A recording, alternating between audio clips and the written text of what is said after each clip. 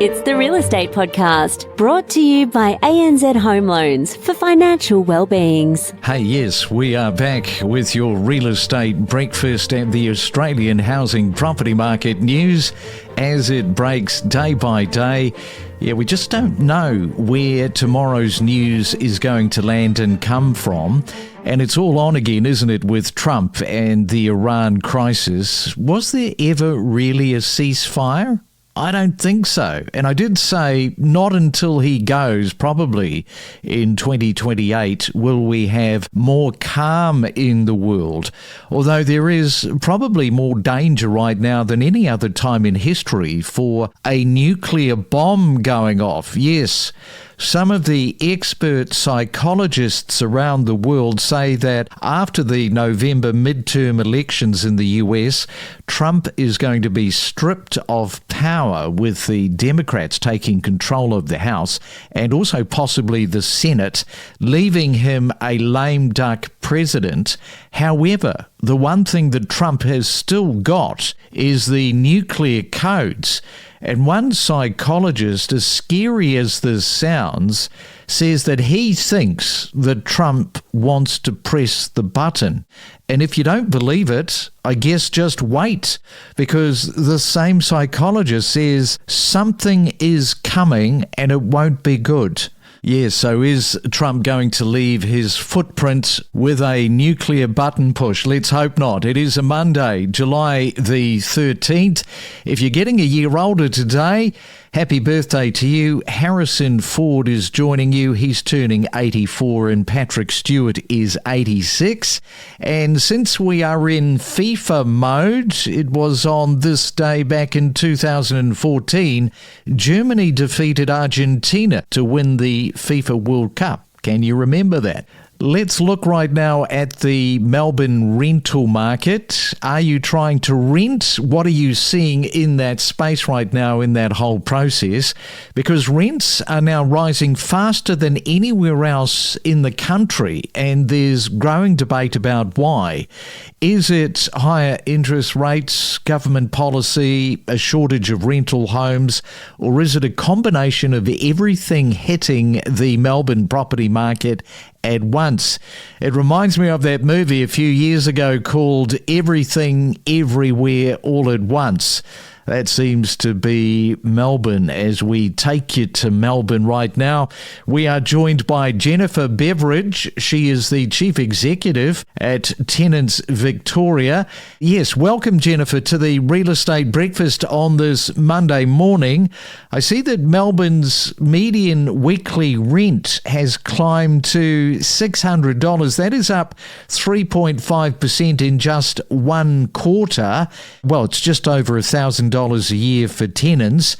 Are we seeing, do you think, the start of a much bigger rental affordability problem across Victoria? What's going on? Good morning, Craig. I think your earlier description of everything everywhere all at once might be applicable in this situation too. We don't know why the rents are going up so much, except to say that demand is very high and availability is low. Renters are telling us constantly that they're struggling to find places to rent when they need to leave. And as you say, $600 a week as a median rent is a lot of money to be paying. Yeah, for sure. And as we say, it's just going up more than anywhere else at the moment. Property investors say that rising land tax, higher interest rates and recent changes to negative gearing and capital gains tax are making rental properties more expensive to own. This is a real big debating point, isn't it? Because if investors' costs keep rising, do tenants inevitably just end up paying the price? Well, I think the question about the law reform that we've had here in Victoria increasing costs is a valid one. We have had a lot of reform in Victoria. I would put to you the other perspective on that though. And if landlords are finding that their costs are increasing so much, that would indicate to me that they were offering as housing to someone was below standard. We're not talking about significant luxuries in homes. We're talking about properties meeting minimum standards. toilets being able to be warmed, having doors and windows that close properly, appliances that work. If it's costing a lot of money to upgrade properties to do that, to meet those requirements, I think that's a reasonable thing. There is a cost that comes with any sort of investment. Housing is an expensive asset to own, and it needs ongoing and, at times, considerable investment. I guess, in your position, it is a tricky one. As I said, you're from Tenants Victoria. There's a lot of politicking going on, I would imagine, in your position, talking to government about some of the concerns. What are some of the sort of talking points around that you've been actively engaged with in terms of saying, well, this situation is getting worse under your watch? Well, for many renters, things are improving here in Victoria. Let's put the cost aside. The rights that renters are now able to take advantage of are much better improved. We've got Dispute Resolution Victoria that's now offering an easier way for renters and landlords to resolve their problems. What we see at Tenants Victoria over and over again is complaints about repairs not being done. And we're not just talking, small repairs here. These are significant repairs that have often been going on for a long period of time before the renter will make contact with us. We're talking things like switchboards that aren't working properly. We're talking about cooking appliances. We're talking about significant mould. We're talking about plumbing issues. These are big things that need to be addressed, and it's one of the significant things. 30% of us live in rented homes. These aren't little things that when they're not repaired, you can live with. So this is one of the big things that we've been talking a lot to government about. How do we ensure that the homes that renters in our community live in meet the standards that we expect in this day and age? Yes, because investors, and I know that I've had this conversation with you before, it is the rogue investors. I mean, you're a good investor. They don't like when a landlord is not replacing things that need to be replaced. One of the frustrating things, probably from a tenancy point of view, is the trust aspect that they have with landlords. I.e., when a landlord has a request that something is broken and they then say, yes, we will get on to that, we will get that rectified, and then nothing happens. And then sometime after that, they get in touch with you. But there's been all this wasted time, which has got to be very frustrating. Well, that's exactly right. Let's take the example of a heater that's broken or a hot water service that's broken. These are things that we use every day, particularly when it's colder. You need hot water to wash in and you need a heater to keep yourself warm. If these things take time to get repaired, maybe a couple of days, a few days, we can all understand that. But when it goes on for weeks and weeks, that's not right. These are some of the reforms that have been put in place to ensure that renters don't have to put up with that. We are talking to Jennifer Beveridge from Tenants Victoria. When we come back, we'll continue with the conversation, especially behind every rental statistic is a personal story.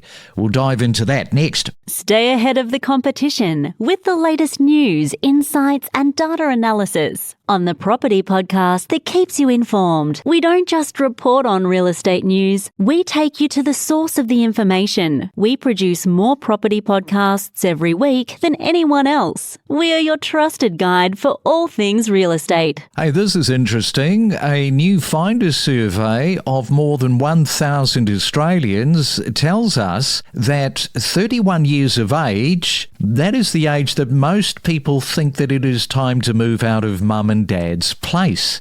But is that realistic in today's property market? I mean, personally, I think it's crazy that somebody is staying in the family mum and dad household until 31. I moved out at 16, but probably a different environment when I left home at 16 years of age. Now, with rents at record highs, which is what we're talking about this morning, home prices still out of reach for many, right? And the cost of living, that continues to bite week by week. It gets more expensive. More Australians are moving back home to save for the wretched deposit on a house. Is living with your parents in your 30s becoming the new normal rather than something to be judged? And if you've got a point of view on that, we would love to hear from you. Is that a normal age? Our email address is myrealestatepodcast@gmail.com. It is a Real Estate Monday. Jennifer is here. I'm sure, Jennifer, you've got a point of view on that. 31, the age that most people think it's the right age to move out of mum and dad's place. Well, like you, I wasn't quite 16, but I was 21 when I moved out of home. We have some young adults in our family. They aren't staying to 31, but they're well into their 20s. I think that's one of the reality points of the housing crisis that we're experiencing at the moment, that young people can't afford to buy something as easily, and even to move out and rent. If you're paying $500, $600 a week in rent, that makes it very, very difficult for you to save. So this is how we are adjusting in this day and age to these very expensive housing options that we have. Doesn't just stop there. I remember a couple of months ago watching a dating show, Love is Blind, and here is a 35-year-old guy, and he's telling this woman who, it's all about getting married, that he's still living with mum and dad. That was a red flag for her. She said, no thanks, if you're still with mum and dad, it would never work with me. Well, I mean, that's true. How do you truly develop independence and start to make some of your own mistakes and learn how to embrace the fullness of life when you're still living under your parents' roof? Yeah, dead right. And behind every rental statistic is a personal story. We've got many renters being pushed further away from jobs, schools and families simply because they can no longer afford their neighbourhood. How much of a massive issue is that with the tenants that you're talking to, because they've got jobs in the CBD or close to the CBD? They're being pushed so far out. Just the petrol, the gas money to get into work is quite significant these days. Yeah, look, I think that's a really important point that we often forget. We talk about housing as a bricks and mortar, as a financial investment. We often forget the people who this relates to. And it is people who have jobs nearby who then do add an extra 20 minutes, half an hour to their commute to get into their job. We think about families who then become dislocated from their communities because their kids have to change schools, they might have part-time jobs, they've definitely got friends nearby. So I think there are lots and lots of aspects to be considered in the fallout of expensive housing. As people move to find something that is more affordable, all of these other connections and roots that they've put down in their life are disrupted, and perhaps it prevents them from doing that in the next home that they find. All right, Jennifer, we'll leave it there. I know that it's a very frustrating and testing time for you there at Tenants Victoria. If somebody is listening this morning and they would like to get in touch with you, how do they do that? The best way is to have a look at our website, tenantsvic.org.au. There's lots and lots of information on there. There are some self-help tools that people can use. I would always encourage you to have a look there first. Then if you want some more information, people can try and call us. We don't have enough staff to meet demand, so I would encourage people to look at the website first. The other thing I'd like to mention is that we've now got some rules in place about challenging excessive rents. And so I would encourage people to have a look at that information on our website or the Consumer Affairs Victoria website. If you get a rent increase that you think's excessive, it's possible to challenge that, and CAV are doing a good job at following up on those things. All right. Thanks very much for that, Jennifer. Thanks for coming on to the Real Estate Breakfast. Enjoy your Monday and your week. Thanks, Craig. We connect you to the best real estate information across Australia. The Real Estate Podcast.